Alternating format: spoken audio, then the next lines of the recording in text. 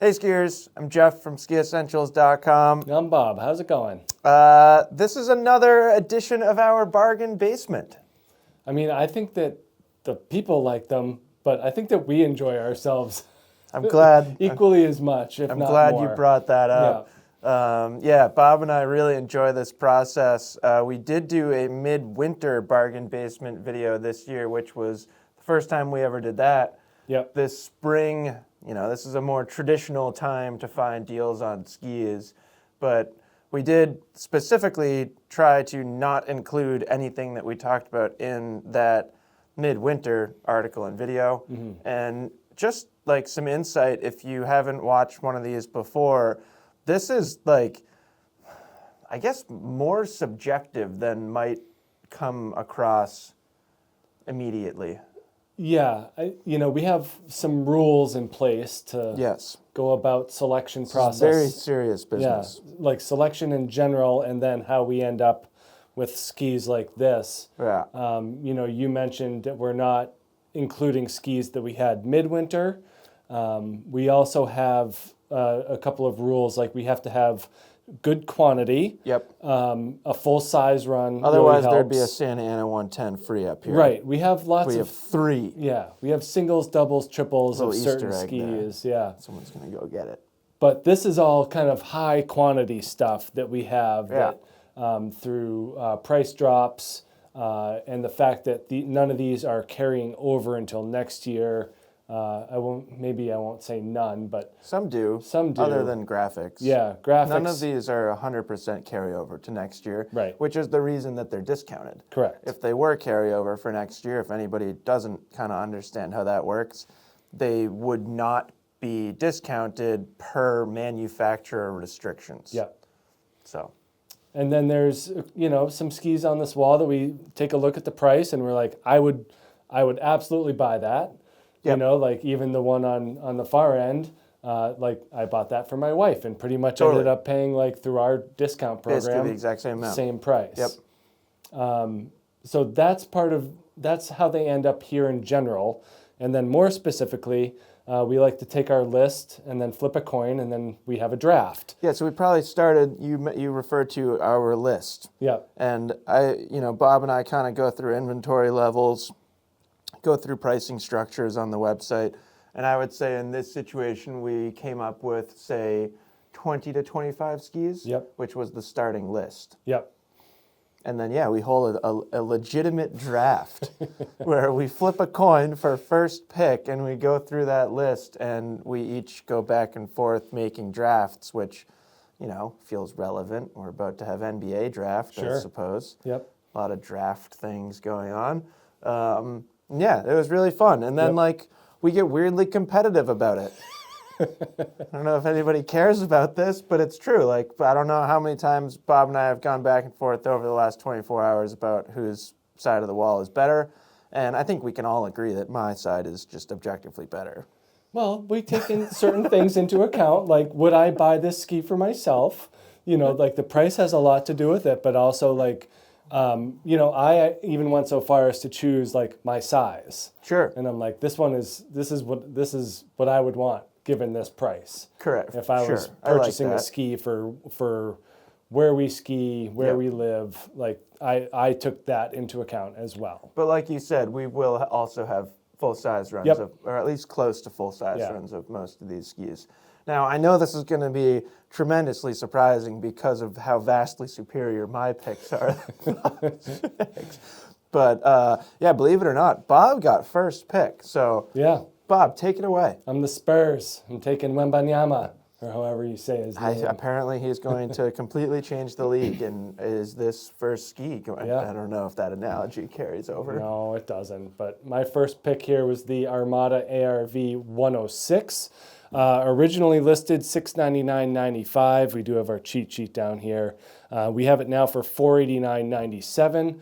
We also include a binding with pretty much everything here. We do have a system each. But each flat ski does come with a binding. This one brings it to $665.95 with the binding. It's always fun looking at the original price compared to the price now with bindings. Right, you get a free binding, free mounting, free shipping. You know, it's about as salesy as we're going to get up here, but it is a good deal. So for under $500, you're getting this ARV 106. This is the 108 here, 188 here, I'm sorry.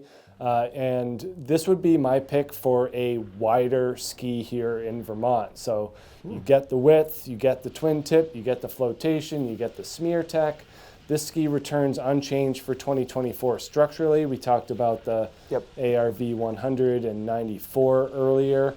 So this does not see those updates for 2024. So you are getting still a current ski here for under $500. So top end stability, top end flotation, super playful, sturdy. I think that's something that people often forget about the ARV 106 is its strength. Yeah, 2,300 grams in this thing. So it's heavy, it's burly, and I would love to use this for a snowy day ski here in Stowe. And for under $500, I think that is, you can't really ask for much more than that. And as much as it can act as a wide soft snow ski here in the East, I would present the argument that it is probably more common to see it as a pseudo daily driver for a Western skier. Yep. But yeah, really, really cool feel to it with that denser wood. Yeah, very smeary, quiet, stable, but still fun. Yep. So over here to my side, my first pick is the Nordica Enforcer 104 Free, which who would have thought this would be up on a bargain basement wall? I mean, the earlier one was littered with Enforcers. I mean, we still have plenty of those. Oh, sure. I suppose I'm more thinking, or like speaking in generalities. Yeah. Like, you know, go back up 2 or 3 years, like when this ski was first coming out. Like, it was pretty groundbreaking. And it is, you know, I just subjectively, it is one of my favorite skis of all time. When it came out, I couldn't help but think that Nordica, like, kind of listened to what I had been saying for the past few years and came out with this fun, super versatile twin tip shape that has a tremendous amount of strength to it too. So it's actually very similar in weight. We have the scale here, so why don't we check? Very similar in weight to that ARV 106, but yeah, 2,200 grams or so. But I would say this actually takes kind of the power and precision and stability to another level. And I also think it's fair to say that you lose a little bit of the playfulness and ease of use in that ski, which I think is mostly coming from that smear tech. But yeah, stiff flexing ski, powerful ski, but a tremendous amount of tip and tail rocker as well. Maybe not tremendous, but noteworthy. Yeah. Especially in the tail. You know, when this came out, that was like the big thing, is looking at this tail. And yeah, it's certainly my favorite Enforcer. I think it's an incredibly high-end ski. A lot of people could ski it. You know, we see people here in the East skiing it as a tree ski, kind of like you were talking about the ARV, but similarly just awesome out West. And just a massive range of people that can enjoy it. With any Enforcer, I think that it's best for at least an advanced level skier. You know, pretty heavy, pretty stiff. But among that advanced level skier and up, like a huge range of different skiing styles can enjoy it, whether you're going to be skiing it backwards or whether you're going to like completely ski it as a directional ski.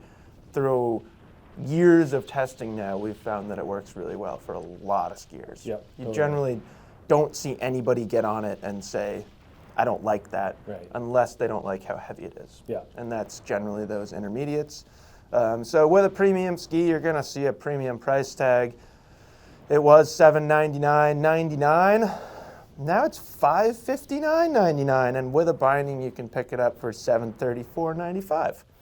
So that's just cool. Yep. And this ski does not change for next year either. We get a new top sheet graphic, but all Enforcers come back structurally and shape unchanged. So Enforcer 104 Free, probably not surprising because I've spoken fondly of it over the past 2 or 3 years, but yeah, it's one of my favorites. Yeah, that's a good one. I guess for me, for pick 2, I kind of went with, I'm going to build a 2-ski quiver for around $1,000. Oh, that's a fun way to look at it. $1,200 with bindings. So I want my 106 and I want my 89. I like it. I did not do that at all. K2 Mindbender 89 Ti. The biggest knock on this ski that we've found is from people not liking the graphics. I think it looks great. It's like everything that they do. Yeah. Every new graphic, somebody doesn't like it, which is interesting to me because I don't find it particularly polarizing. I also have orange poles that match it really well, so Maybe that's it. I'm fine with the accents, but fair enough. you know, graphics aside, this thing rips. It's got a shorter turn radius than some other skis in this range, and I really just like the kick out of the tail.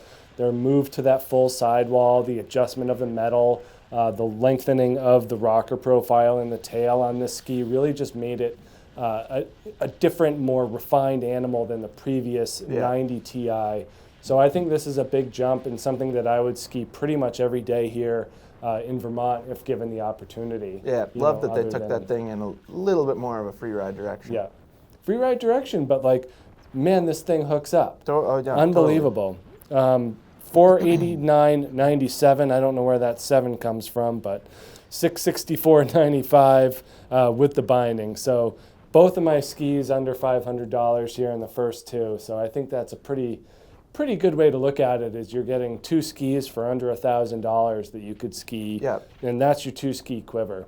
And especially these days, it's super easy to spend $1,000 on a single pair of skis. On one pair, yep. Yeah. And this one, I grabbed the 182. I kind of go back and forth with lengths personally on this one. I've never skied the longer length, but I've had such an overwhelmingly positive experience on this one that I don't think I'm going to even chance it. Yep. So I'm happy with the 182, and I think that this 2-ski quiver is better than anything that you have over there. I didn't go. Oh man. This is why we choose. Really putting me on the spot. I mean, I'll No, but you know, you can choose. You can choose for you, or you can choose for value. I got a nice 3-ski quiver over here. It's lovely. So can I continue with my second pick? Sure can. So my second pick was the Revolt 104. I did not pick that to complement the Enforcer 104 because I think for most skiers, we don't need 2 skis that are 104 underfoot. But I think this ski is awesome. I love the amount of, I suppose, value and affordability that Volkl packs into this thing, which I think you could kind of say about a lot of Revolt skis from Volkl, or pretty much the whole line, with maybe the exception being like the new 90. Like that's a pretty expensive twin tip park ski. But this Revolt 104 is awesome. It definitely takes things more or further along that freeride line, or the freeride spectrum, in my opinion, than the Enforcer 104 free. And I think most of that's just coming from, it's a little bit more surfy. Yep. So I suppose they both sit squarely in the freeride category, but this ski has a ton of rocker. I used the word tremendous there. I should have saved it for here. It's all gold. What a great word. But yeah, incredibly long rocker in this ski. And the same is true in the tail. Like, it's more rocker than camber from a length perspective. So it just gives this thing an incredibly surfy, smeary, pivoting feel. But there is some strength to it too. So I really like to think of this ski as like truly like a modern freeride ski. I've used that term a lot recently, or over the past couple of years, but you know, loves to go fast, straight, and then slash a quick turn, just throw them sideways.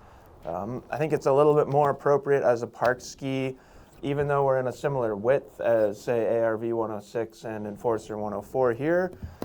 I've skied it in the park, does pretty well. A lot of Volkl athletes ski it in the park, does pretty darn well. I've even seen people putting touring bindings on this thing and taking it into the backcountry. But I think it's just a lot of fun. I think the highlight of this ski is definitely the fun factor. And here we started $649.99. So, $50 less than that ARV 106 over there, $150 less than an Enforcer 104. This is now down to $454.99, or pick it up with a binding for just over $600, $605.95. Yeah, and I think that the tail, we've talked about this too, that tip to tail The taper. really kind of allows that wheelie style skiing that Totally. you're talking about. And look at the difference in width and tip to tail. Yep. It's a very cool thing, and you and Matt were just chatting about that. With the declivity? Whatever you guys were talking about, the declivity. Less than 24 hours ago. No, with the declivity 92 Yeah. Ti, when you see that big difference in tip to tail width, then you get a more maneuverable ski. Yep. Throw in a crazy amount of rocker, and you've got a very, very agile, smeary, surfy, fun ski. Yep, awesome. So my first two picks, I was building out two ski quivers, this Line Blade Optic 96, and my next one as well would serve well as a one and only. One ski quiver. One ski quivers. So this thing kind of jumped onto our radar midway through last year, kind of replacing where the sick days were within Line's model line. And they really kind of took it to the next level, incorporating this partial metal laminate, the gas pedal metal, what is it called? Overdrive? I think so, Yeah, crazy words and terminology that they use, but really interesting blend of construction and shape on this ski. We are starting $699.95, now down to $489.97. So again, under $500 for one ski. You're going to spend $1,000 on two or $500 on one. It's all good. Yep. But really cool skis. Kind of like what you were talking about with the Revolt. We do have a good amount of rocker on this one here. Lines up pretty well with kind of where the metal tapers to the center, as well as where the sidewall moves to cap. So they're really pushing the mix of business underfoot. You can kind of see the heftiness of that green sidewall, and it really tapers to a thin tips and tails of the ski. So really maneuverable and floaty in the tips and tails. And then this thing really hooks up and carves nice turns on groomers. So that's kind of where the versatility comes in, is we have this nice and floaty shovel and tail. Yep. And then really kind of a stiffer, more metal underfoot zone. So that's where this blend comes from. And I think that Line did a great job with these. And I loved how these, handled that medium radius carve on any type of snow surface. Really, really does a great job kind of mixing attributes. Great timing with that pick, Bob. Emily was just out in A Basin all of last week and skied that ski the entire time that she was there. And Emily can correct me in person if I'm wrong, but I don't think she really knew about that ski, or at least didn't fully appreciate what it was trying to be. And she was like, we talked about it before she left, and she was like, I'm gonna have a Blade Optic 96 to ski. And I was like, great. It's gonna be sweet for A Basin in the spring. You Yep. never know what you're gonna get. They literally got a little bit of everything, some springs, some snow, probably some firm snow, I'm guessing. But enough to really put it to the test, and she had a very fond reaction to it. Yeah. So. No, I think it's super versatile. Both, you just see it in the build and the shape, and it does translate to snow. Sometimes ski companies try to do that, and it doesn't necessarily translate to real life. But I think this is a successful venture for them. And I think this is maybe going to sound negative, but I don't mean it that way at all. I think the whole Blade Optic line is kind of weird. Yep. It's different. Weird is not the right word, but it's the word I am choosing to use. And I feel like people didn't know what to think of them. Yeah. Or when you go into a ski shop and see it on the wall, it's kind of like, whoa, what is that? Right. And I feel like a lot of people were hesitant to be kind of an early adopter of this technology because it is different. Yep. And it looks different than everything next to it. But I think it's great. I think the design is cool. Like I feel like I've kind of come around to its benefits over the past 12 months or however long it's been since we started skiing them. So. Yeah, no, I've been a big fan every time I've been on it. Yeah, cool ski. Yep.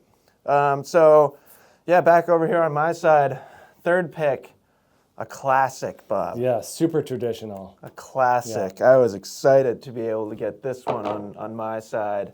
This is the Blizzard Bonafide 97, and maybe this is a surprise to some of you if you know me and know how I like to ski.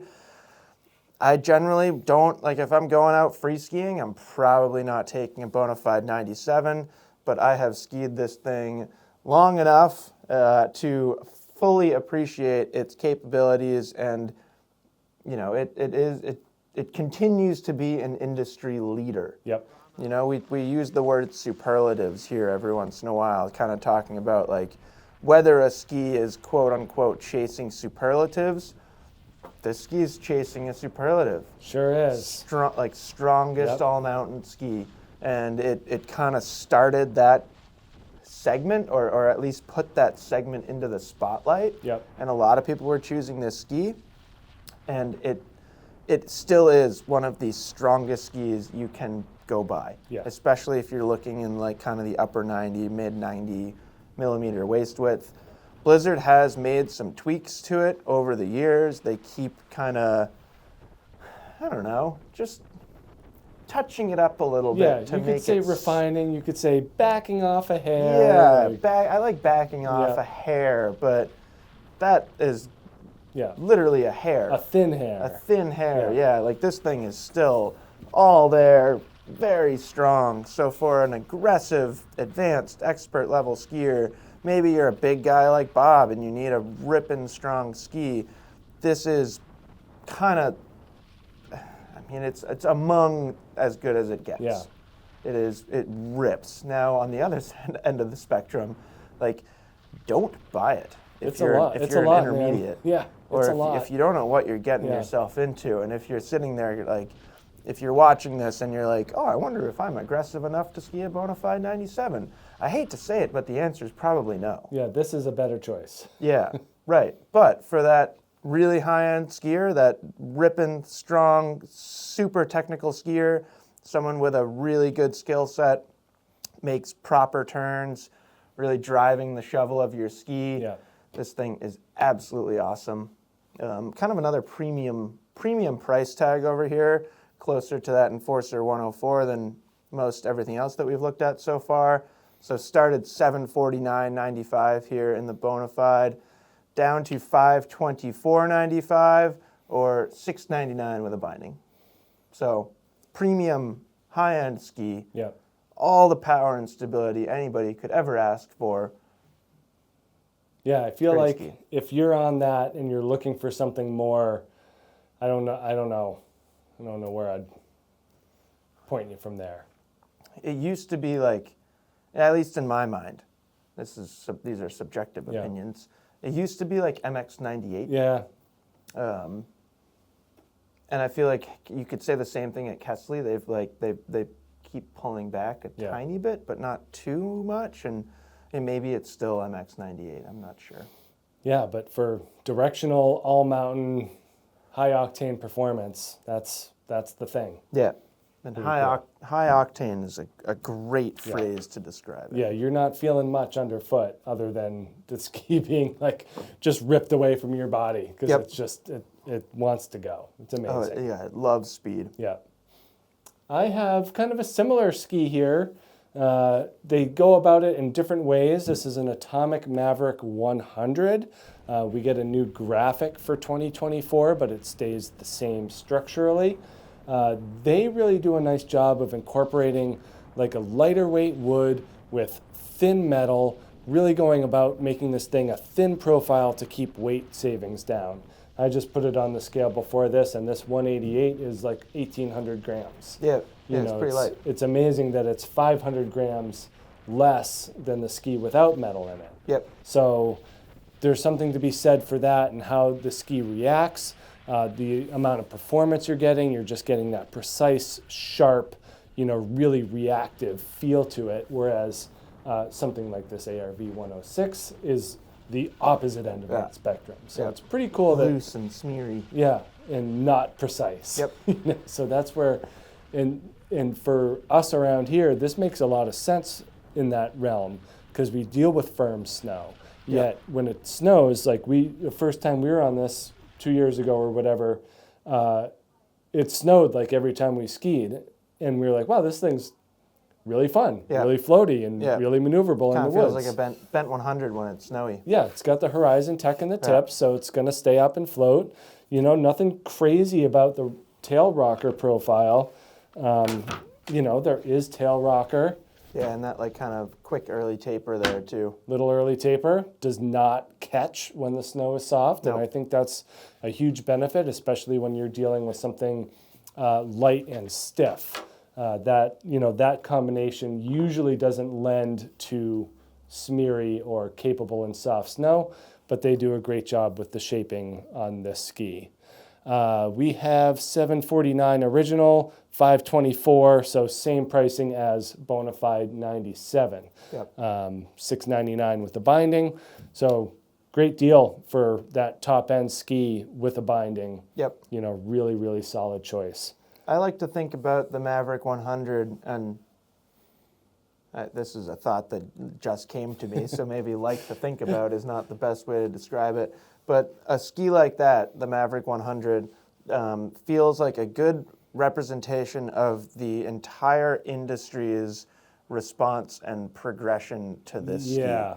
So, you know, we for a few years there, it feels like for like half a decade, we were really focused on like metal, strength, stability, power. Got skis like Enforcer 100s, Bonafide 97, anything else that you want to throw into that category, MX 98s, Mantras, et cetera, et cetera, et cetera. And I feel like skiers and manufacturers started to have this kind of conversation, whether internally or with actual other human beings, of like, hey, what if we like did something close to this, but like a little lighter, a little bit more fun, a little bit more versatile, and then we started to get skis like Maverick 100s, which I think is like just a good way to think about the direction that the industry is going and why skis like this exist. No, and that's a good point. And even to add to that, I think that they did all of those things, but they also said, let's see how wide we can go with it too. With these? With these. Oh, so yeah, we ended like up with Cochise and like, big, wide, giant, heavy skis. Yeah. Yeah. And then kind of dialing it back to something that just I think that more people will like and can manage, because that's kind of the reality of people skiing out there. Yeah. There's more Maverick 100 skiers than Bonafide 97. Whether they Totally. sell different amounts is kind of irrelevant in my mind. Right, That's but just skiers who arguably should be choosing it more over there than here. I would agree with that. So for my fourth pick here, I actually went in like a little bit of a different direction here, and you scoffed at my choice just a tiny bit here. Yeah, a tiny bit. It was probably a playful, competitive scoff, but a scoff nonetheless. So I chose the Blaze 86, and I chose it as a package or system ski that includes the binding. So just to start off, before we get into any performance or anything like that, already with the binding, we were pretty inexpensive here. $649 with the binding. Take the discounted price, you're down to $454 with a binding. Sure, it's not like the world's strongest, most advanced binding, but I've skied this marker M11 plenty of times, and I've never felt like particularly worried about my safety or pre-release or anything like that. So I think it's a proven binding. It works just fine, especially for people who are likely going to be choosing this ski. And this was a fun pick for me. There are a lot of reasons why I chose this. The price for sure, but I will admit that like I kind of scoffed at these skis for a couple of years. Like I've skied them plenty of times. I don't think I like skied them with the right mindset or really appreciated what they were providing. And something that was really refreshing for me was putting Emily on the Blaze 86 on, I think, our Volkl media shoot day or a day like that this season. And she really enjoyed it. And I actually brought the women's graphic as kind of a bonus ski here because this ski is also discounted in the same price and exactly the same. But I thought it was really cool getting to see her ski it and like watching her reaction of like she did the same thing. Like her impression was like, what are you guys putting me on this for? Right. And then she was like, oh, this is really, really fun. We did the review of the new Blaze 82 just a few weeks ago with Emily, and a lot of that discussion that we had there applies to this 86 as well. But it's an extremely versatile all-mountain ski. Yep. It is not the strongest carving ski in the world. You know, the next ski that you're going to talk about, Bob, is a way better carving ski, or at least stronger with torsional stiffness and longitudinal stability and stuff like that. But this is a great ski. It'll cruise groomers. It'll make nice round carves on groomers. Then you can go ski some moguls on it. You can really do just about anything on it. And I think I don't know, as a general thought and a general opinion of ski choice, I would say there's a big swath of skiers out there that would be better off on the Blaze 86 than the more expensive and stiffer skis that they are choosing. Yeah. I like how the Blaze line has it's moved narrower in terms of people's level of enjoyment. So it started off with the 106 and everyone's like, this is the ski, this is the ski. And then the 94 and people started gravitating to that. And then this came out and all like the Volkl reps were skiing on that. Yep. And we've seen it with the 82 and then kind of back to the wider one now. But I really like the evolution of the Blaze series as a whole. But yeah, totally. It's not just like a glorified system ski. Like, not at all. That thing is a real, product for sure. Reasonable amount of technology in here. The ski is properly engineered. And what are we at here? $454.99. I don't know, like how much does it cost to rent skis now? $60? Right. Even if you're kind of like the casual skier who's renting skis, they'd be able to ski this just fine. Oh yeah. And like call it 8 days of renting and you've already got to the price of a discounted Blaze 86. Maybe I scoffed because I was jealous. Yeah, you knew it was a good pick. And I have a Volkl system as well. I think that's pretty funny that we're back to back on our Volkl systems. This one's come up multiple times this season, admittedly because it is right outside our office. Yep. And there's still skis there. We did a very nice on-snow review for everyone. Said, this thing's great. Look at us go. We love this thing. And there's still, maybe they were waiting for the price to drop, in which case I think that is totally fair. It would be a great consumer decision there. Right.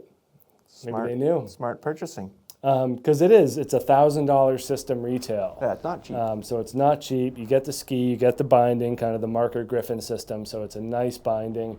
It does incorporate into the rails of the ski. So we talk about that as being a big plus.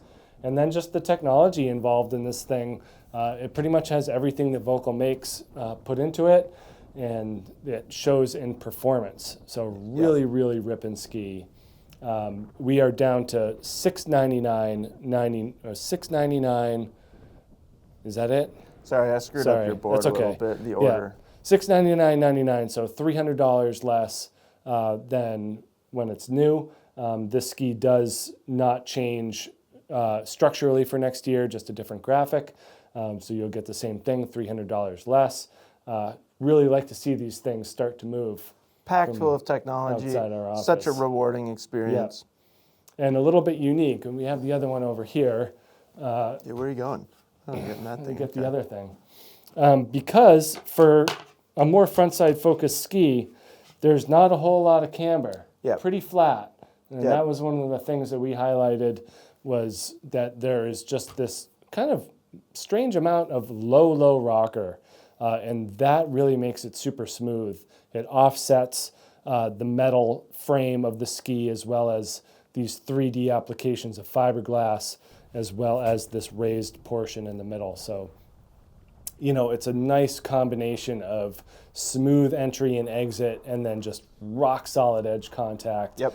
And amazing energy. So And like a touch of versatility too, because they've got that long rocker and then Yep. the 3D radius, so the tips and tails are a little bit less catchy than you'd get on like most system carving skis. So I grabbed the 177 because it already had the binding on it, and I didn't want to put a binding on a 182. Okay. But then the more I thought about it, the more I think maybe I would take this size for myself.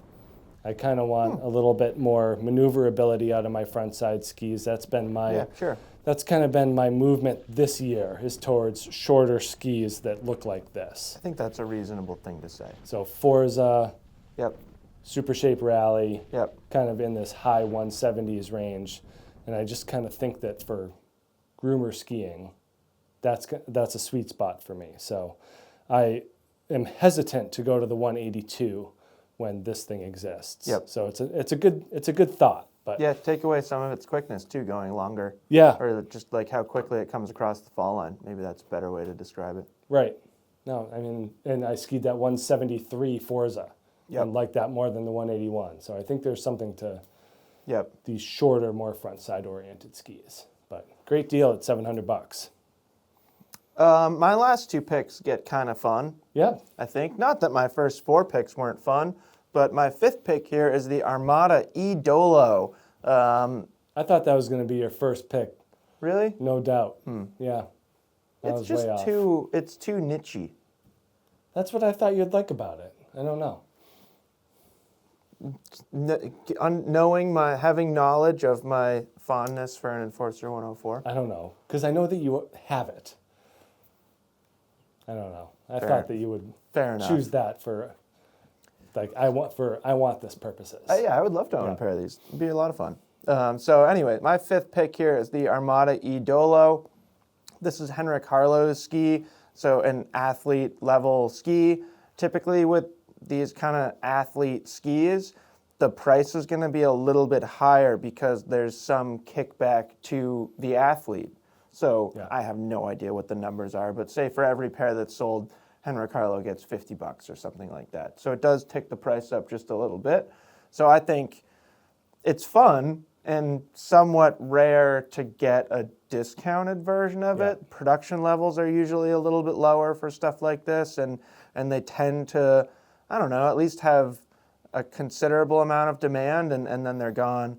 But yeah, we've had a fair amount of Edollos. I was surprised just walking through and looking at the racks, Yeah. and that really is what caught my eye, and I was like, oh, that's a great ski. And then I kind of started to think about myself as well as all the kids that I coach. Yeah. And they were kind of the determining factor of why I chose this ski. And like, honestly, I should like send out an email to all their parents and just be like, hey, just a heads up, we've got some discounted Edollos that your kids would love. Yeah. And I'd say that's probably true across the board. Henrik Harlow is still one of the most popular park skiers out there. This is a park ski more than Yep. anything else. So I'm not going to stand here and really recommend it to a directional all-mountain skier, or honestly even to somebody who skis park a little bit and wants an all-mountain twin tip. There are much better choices. I think like the next ski that we're going to talk about is a better choice in that application, and there are plenty of other examples as well. But if you're looking for a really high-end park ski, this is a great one. It is a little bit unique because it's a little bit wider than your traditional park ski at 98 underfoot, but that's becoming more and more common. Yeah, totally. And you could say that Henrik is starting to shift his focus a little bit away from competitions and more to kind of his own personal goals and desires of what he wants to do on skis. But a lot of fun. Something that I think is important to point out on this ski is just a snappy flex pattern. Yeah. So if you think about like the tricks that Henrik Harlow does, he often is loading up a lot of energy in certain portions of the ski and then benefiting from that. So whether it's an ollie or a nollie or something like that, like you kind of need some energy in the ski. And it's like, talk about kind of a polar opposite to Revolt 104 there. Yeah. Like it's an insane amount of camber. I also think it's funny how that has more camber than a front side Totally. Volkl Deacon 84. Yeah, so it's just this like poppy, springy, energetic, playful park ski that just, I don't know, it's really fun. And I think it's unique among anything on this wall, and like I said, kind of unique among typical discounted skis. So full price was $649.95. You know, I talked about that kind of tick up in price from being an athlete level ski, and I think that the fact that it's $649 and not $599, that's basically where that's coming from. But discounted price is $454.97. Yep. So it's a lot of ski for $450, and yeah, I think it was worth bringing up here. Yeah, no, I like that one. I thought that was going to be a lot closer to me on your wall. Yeah, look at me. Look how I know. how mature I've become, choosing a Blaze 86 system ski over an Edollo. And I kind of went the opposite way with my last picks here. You think this one's silly, but I think that for under $500, if you can get a powder ski, and I do like your mindset of why you chose this one. That you're never going to need another. Right, it could be your powder one. ski for like the next 30 years. Right. You know, it's like they've pretty much got it dialed at this point, I think. You know, I say that now, but 5 years later, it's going to be something different. But rocket skis. Right. Hover skis. Hover skis. This is the Revolt 121. We do have this originally, it was $699.99 down to $489.99, $639.99 with a binding. So yeah, for $640, your powder needs are met for the foreseeable future. Yep. You know, not much of a stow application for this ski, I would say. It'll last you 50 years yeah, if you right. buy it for stow. You'll be skiing it once a year. Yeah. You know, and like you're not going to be putting the work into this ski as you would the Edollo or your ARW over there. Yeah.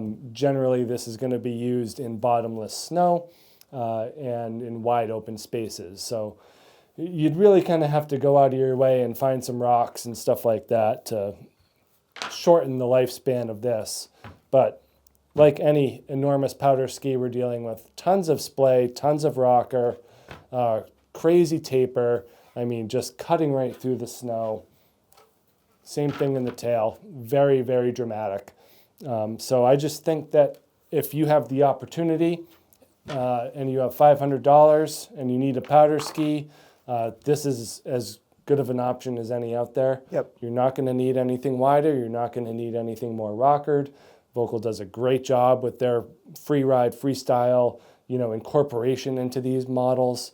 So yeah, that's that. You know, it's an outlier, but it is an outlier if you think about it in a practical sense, where you're like, okay, I need to round out my quiver. I have $500. I need the big ski. Yep. Like that's the one. Yeah. No, and I think that was fun. It feels similar to why I chose this. Yeah. It's like not a ski that you typically see in like a budget value-oriented discussion. And then my last pick here was the ARW 96, which is interesting because it is the only women's specific ski up here. But I would remind everybody that it is the same construction as the ARV 96. Both of those skis go away. Both those ARV and the ARW 96, like Bob mentioned earlier, and like we did the video a few weeks ago, we're going to get 94 and 100, to replace kind of this 96 width. But that certainly doesn't change the fact that this was a good ski, has been a good ski for a really long time. For me, this was another one that was kind of inspired by the kids I coach, because a couple of the kids I coach, boys, ski the ARW 96. A lot of that was based on availability. Some of it was based on length choices and also availability. Some of it was just based on kind of graphics choice. I'm one that I kind of like this. Yeah. Like, I don't know that I would choose it for myself, but I like purple. I don't know. I wouldn't have an issue skiing this by any means. And I think it's a great ski. Whether you're kind of using it as a dedicated park ski, like you're a free ski or freestyle athlete, like the kids that I coach, or whether you just want a super fun all mountain ski that you can take literally anywhere on the mountain. I do think this is the longest length we have, which is 170. Okay. There might be like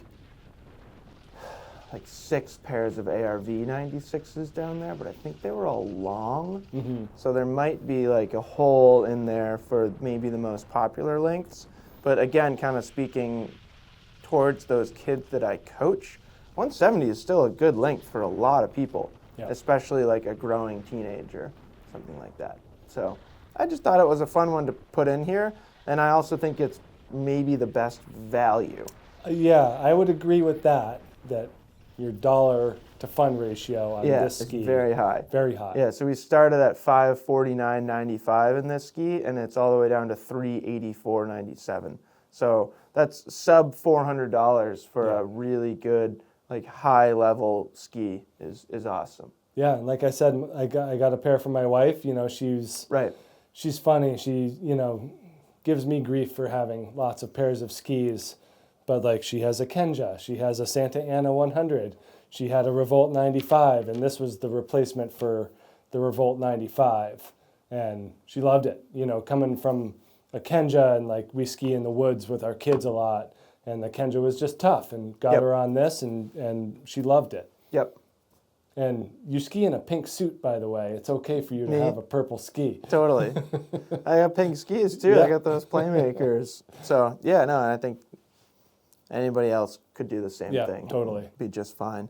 Now we do have some honorable mentions. So like we mentioned at the beginning of this video, we went through and selected our draft picks. There were, I don't know, call it 10 or 15 skis remaining. And of those, there were just a few that we felt like we had to give them a little bit of attention. This one's kind of interesting. I didn't take all the foam off of it. No. Look at all their protective foam here. Yeah, they do a nice job. Very nice. It's part of the deal. This comes right off too if you're interested. So Stokely Storm Rider 102, super, super high-end ski, premium materials. We've talked about this thing at length. Storm Riders do change. I think we all decided that the 102 changes the least. Yeah. So anyways, this ski is awesome. Still over $1,000. So it's a little silly to have in a bargain basement video. Original full price was $1,299. We are now at $1,039.30, which is a weird price. Yep. Don't know why that 30 cents is on there, but it's such a cool ski that I just wanted to put it up here. No, I agree. And again, $1,000 where you can get these. Are these objectively better than this together? It's a fun conversation to have. Yeah, I don't know. Yeah. Probably. Yeah. I mean, I think your I money. would probably rather have a Mindbender 89 Ti and an ARV 106. Yeah. But that's for you to decide. Right. That's why this is so fun. And then second out of 3 honorable mentions here, this is the K2 Reckoner 102. This is one of my favorite skis to, I don't know. It's super fun. They do really interesting things with their carbon engineering on these Reckoner skis. Yeah, so we've talked about it quite a bit. It's very, very light. It's very soft flexing. It's one of the softer skis that you're ever going to flex. But the way that they're controlling torsional stiffness in different portions of the ski with that carbon spectral braid is very cool to me. So it does actually make some incredibly round, clean carving turns. And I don't know, I think what I was trying to say at the beginning when I was talking about it is it's an extremely rewarding ski. And it's very easy to get there. And for me, that just is always a very, very fun skiing experience. The one thing I'll say about the Reckoner 102 is it's not like the world's strongest ski, which I think makes sense given its weight and its soft flex pattern. So if you're super, super hard on your equipment, I might shy away from it. But if you're, like I've never had a problem with durability on it. If you're a little bit more of a finesse skier and less of a, I'm going to go bash into stuff. In park. I don't think anybody's going Yeah. to have any issues with it, but yeah, I think that's something to consider. Yep. Not a whole lot to worry about with the next honorable mention ski. No, and this and one, we didn't say price, but Oh, sure. $454.97 on this Reckoner, which I think is a great deal. Thank you, Bob. And then the least expensive single or flat ski in this bargain basement, this is the Revolt 95 from Volkl. So another ski that we've talked about a lot over the years. It is down to $314.99. My goodness. This ski does go away for next year. We get that Revolt 96 Yep. with a little bit more of an updated shape. But that doesn't take away what this ski achieved, and I think what this ski achieved was value. It was a really good ski, and it basically it was $399 for a long time, Yeah, it's and then amazing. it finally bumped up to $450, which is certainly not expensive still.